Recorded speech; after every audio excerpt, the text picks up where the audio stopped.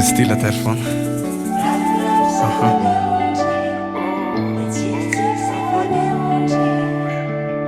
Miadana ampitiavana raha samy olombelona. Silaky ny foko enao tô zava-madomelina. Ambavako isan'andro tena nandraisako penina. Ankafizin'ny fanahiko ka sitraka telina. Tondrany sy vary hamamiana tô fary. Sofa teo ilay nahary nampifandray lavy. Ravoravo zava-madomelina be tsikitsiky zava-madomelina. Enao miavaka loatra alan'ny foko isan'andro. Ndraindray za misy totro isan'andro amin'ny sotro. Sotra betsaka zava-madomelina maka telina zava-madomelina. Fiozana arana ny mety zanamina. Loviko amina ohatrany misy vitamina. Tompon-daka ny fonao etsany tanako fiina. Baliky amin'ny tontoloko nafana ririnina. Fa zana arana ny mety zanamina. Loviko amina ohatrany misy vitamina. Tompon-daka ny fonao etsany tanako fiina. Baliky amin'ny tontoloko nafana ririnina.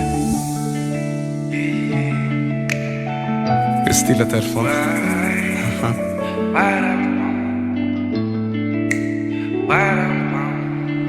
Do tsikaraky voatra memana any akoatra. Kopinao fazamina etony kozazadina. Sotra betsaka zava-madomelina maka telina zava-madomelina. Na mifona matory sanatry ampahory. Za malala no fona ireko lava ny fotoana.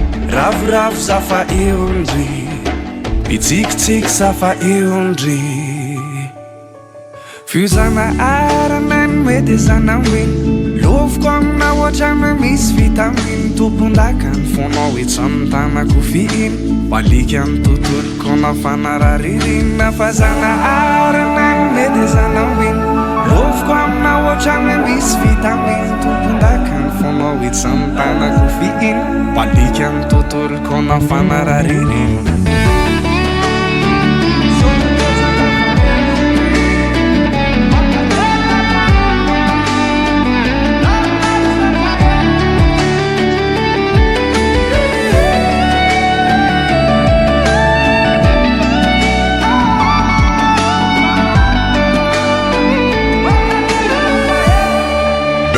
Recall.